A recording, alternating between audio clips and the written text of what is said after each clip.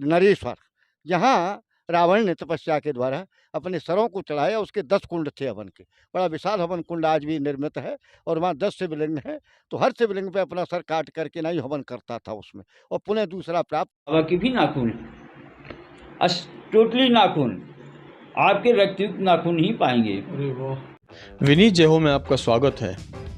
अब हमारी टीम ने रुख किया है ग्वालियर के पास स्थित सनीचरा पहाड़ का। रास्ते थोड़ा टेढ़े मेढ़े हैं, जैसे कि पहाड़ी क्षेत्र में होते हैं। ये पूरा क्षेत्र जो लगभग 30 किलोमीटर रेडियस में फैला हुआ है, इसे तंत्र साधना का प्रमुख केंद्र माना जाता रहा है। यहाँ पहुँचने पर सबसे पहले हमें सनीचरा पहाड़ का परिक्रमा मार्ग प्राप्त हुआ। उस पर जाकर देखा तो रास्ते में कई मंदिर बने हुए हैं। सनीचरा धाम के लगभग 200 मीटर दूर एक ऐसा मंदिर मिला जो अपने आप में अद्वितीय था। उदाहरण के लिए जो शिवलिंग मिला, मैंने पहली बार अपने जीवन में ऐसा शिवलिंग देखा था जिसका अर्घा यानी पानी निकलने का स्थान पूर्व की तरफ था। उसके ठीक सामने अर्धनारीश्वर की एक मूर्ति बनी हुई थी और उस मंदिर के बगल में ही एक लेटे हुए हनुमान जी की मूर्ति है। और ये कहा जाता है कि ये मूर्ति 2006 में निकलना शुरू हुई थी। शुरुआत में इसका सर और हाथ दिखाई दिए और अब ये संपूर्ण मूर्ति जमीन से बाहर आ चुकी है। लोगों का ये कहना है कि ये मूर्ति धीरे धीरे बढ़ रही है, धीरे धीरे जमीन से बाहर निकल रही है। इस क्षेत्र की अन्य और गहरी जानकारी प्राप्त करने के लिए हमने सनीचरा पहाड़ से या शनि धाम से लगभग 5 किलोमीटर दूर स्थित एक कुटिया की तरफ रुख किया, जहां एक बाबा जी रहते हैं जिन्होंने लगभग 55 से 60 वर्ष इस क्षेत्र को दिए हैं, इस मंदिर को दिए हैं और उनके पास इस पूरे इलाके की बहुत गहरी जानकारी है। और इस समय मैं पहुंचा हुआ हूं शनि धाम सनीचरा पहाड़ पर। ये भारत ही नहीं, विश्व के सबसे प्राचीन शनि मंदिर के रूप में जाना जाता है। और ये कहा जाता है कि शनि सिंगलापुर और देश के अन्य हिस्सों में जहाँ भी शनि मंदिर बने हैं, वहाँ सब यहीं से पत्थर ले जाए गए हैं। और फिर हमने मंदिर के अंदर प्रवेश किया। लगभग 30 मीटर आगे चलने पर एक शिलालेख मिला जिसमें मंदिर का संपूर्ण इतिहास लिखा हुआ था। और तब तक हमें सूचना मिली कि जिन बाबा जी के पास हम गए थे, अपना स्वास्थ्य खराब होने के बावजूद हमें साक्षात्कार देने के लिए वो आ गए हैं। तो आइए पहले उनसे बात करते हैं और फिर मंदिर के दर्शन करते हैं। अब हमारे साथ त्यागी जी महाराज हैं, जिन्होंने लगभग 55-60 वर्ष गुजारे इस मंदिर में। इनसे इस मंदिर के रहस्यों के बारे में जानने का प्रयास करेंगे। महाराज जी, चैनल में आपका बहुत बहुत स्वागत है। धन्यवाद। इस मंदिर के रहस्य क्या हैं, जरा बताइए। इसके रहस्य तो बहुत है, अगर सब एक पोथंगा बन जाएगा, बहुत बड़ा ग्रंथ बन जाएगा। ये विश्व का सबसे प्राचीन जो है शनि मंदिर है, जो हमारी सृष्टि की रचना हुई थी तब ये शनि पर्वत के रूप में यहाँ विराजते थे। और ये जो प्रतिमा है, ये प्रतिमा महाराजा दशरथ शनि लोक से रोहिणी नक्षत्र में लेके आए थे। जो उल्का पिंड की ये प्रतिमा बनी हुई है, ये यहाँ ये शनि पर्वत है। यहाँ इनको जब शनि को शांति नहीं थी तो शिव जी ने इनको अपना मंत्र दे करके और शांति के लिए अर्धचंद्र दिया और इनको वैराग्य का मंत्र दिया, नाथ संप्रदाय का मंत्र दिया और इन्होंने यहाँ करके अपनी तपस्या की। यहाँ इनकी पत्नी ने इनको श्राप दिया, इसलिए इनके नेत्र है जो नीचे के लिए है। और ये विश्व की इकलौती प्रतिमा है। और रहस्यों के बारे में तो आप आइए कभी विस्तार से जानिए। ये पूरा का पूरा हमारा क्षेत्र ही रहस्यों से भरा हुआ है। मैंने आपके मुंह से ऑफ रिकॉर्ड सुना था कि ये तांत्रिक क्षेत्र है। इसके बारे में थोड़ी सी जानकारी, ताकि जब हम अपनी पूरी सीरीज बनाएं यहाँ तो दर्शक थोड़ा सा जुड़ पाएं। देखिए, यहाँ शनि तांत्रिक, शिव तांत्रिक, दुर्गा तांत्रिक, गणेश तांत्रिक, हनुमान जी तांत्रिक। हनुमान जी की तंत्र की प्रतिमा तो आपको बहुत कम मिलेंगे। यहाँ हनुमान जी की तांत्रिक, यक्षिणी तांत्रिक, यानी सप्तपुरियाँ हैं हमारी। जो सातों पुरी जो गणेश जी की हैं, गणेशपुरी, गोपालपुरी, खिरावली और पार्वतीपुरी और नरेश्वर, जहाँ रावण ने तपस्या के द्वारा अपने सरों को चढ़ाया। उसके 10 कुंड थे हवन के, बड़ा विशाल हवन कुंड आज भी निर्मित है और वहाँ 10 शिवलिंग है। तो हर शिवलिंग पे अपना सर काट करके ना ही हवन करता था उसमें, और पुनः दूसरा प्राप्त करता था। तो ये पूरा का पूरा हमारा पर्वत बड़ा रहस्यमय है, और आज से नहीं है, ये सदियों से है। सदियों से नहीं, ये सृष्टि की जब रचना हुई तब से है यहाँ ये तांत्र का। क्योंकि रावण का जो जितना भी तंत्र है वो रावण ने सब यहीं से प्राप्त किया था। रावण का जो पिता थे विश्वेश्वरवा, वो गाजियाबाद में जो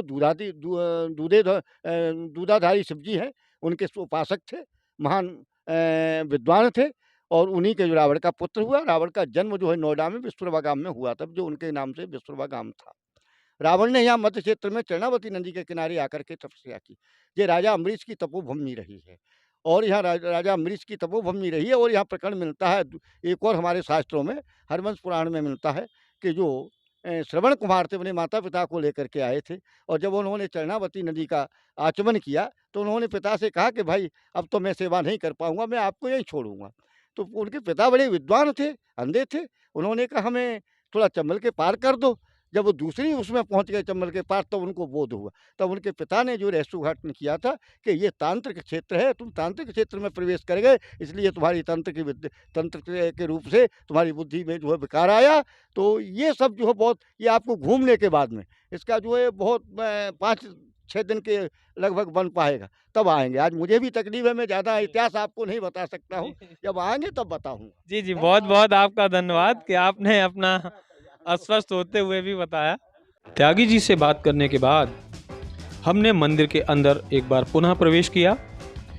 मंदिर में शिलालेख के तुरंत बाद दाहिनी तरफ माँ काली का एक मंदिर है, और पीछे का जो क्षेत्र है, शनिवार को यहाँ बहुत ज़्यादा भीड़ होती है। उसे नियंत्रित करने के लिए, पंक्तिबद्ध होने के लिए कुछ स्थान निर्मित किए गए हैं, ताकि लोग आसानी से बिना भीड़ के या बिना किसी असुविधा के मंदिर तक जा सकें।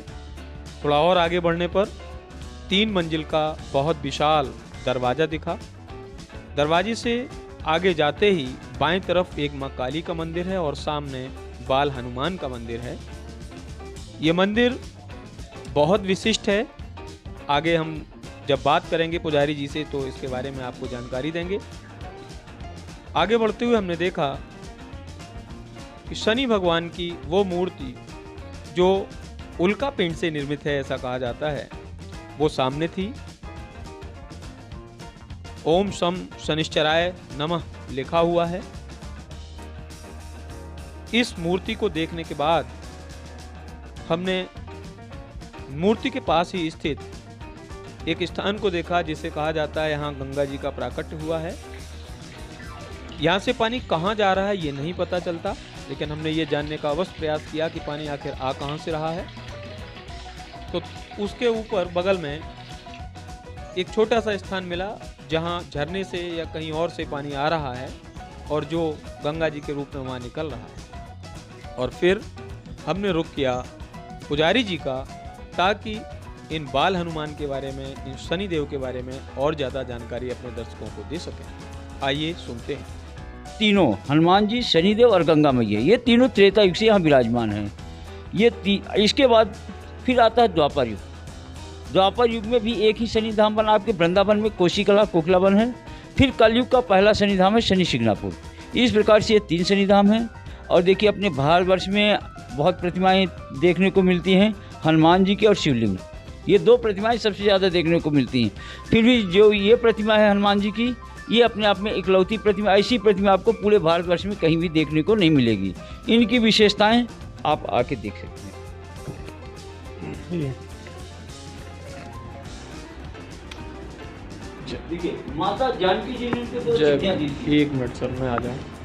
जी आप बताइए। हाँ, देखिए माता जानकी जी ने इनको 2 सिद्धियां दी थी। अष्टसिद्धि नवनीत, कहते हैं अष्टसिद्धि नवनीत के दाता अश्वरधीन जानकी माता।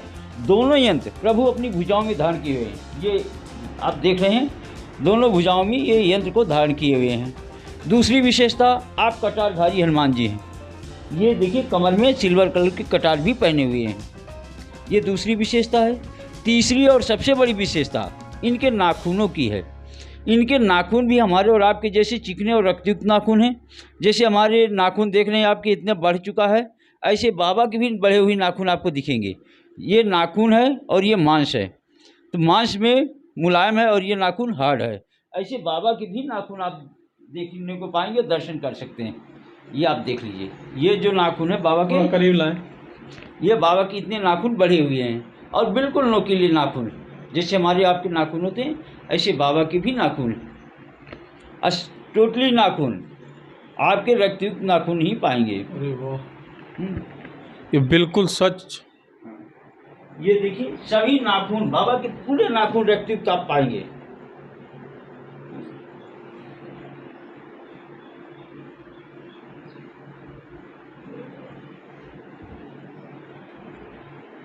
और बाल्य रूप में बाबा यहाँ विराजमान है, सभी की मनोकामनाएं पूर्ण करने के लिए। ये हमारे प्रभु जो है बाल्य रूप में यहाँ विराजमान है, आप दर्शन कर रहे हैं। और शनि बाबा हनुमान जी दोनों यहाँ लोगों की मनोकामनाएं पूर्ण करने के लिए ही विराजमान है। यहाँ जो भी भक्त अपनी श्रद्धा भाव से आता है उसकी सभी मनोकामनाएं पूर्ण होती ही होती हैं। ये देखिए सब हमारी श्रद्धा पे है, भक्तों की श्रद्धा पे है। जो भी श्रद्धा से मांगते हैं, कभी भी आज तक शनि बाबा या हनुमान जी के द्वार से उदास नहीं गए। बोलिए हनुमान जी महाराज की जय।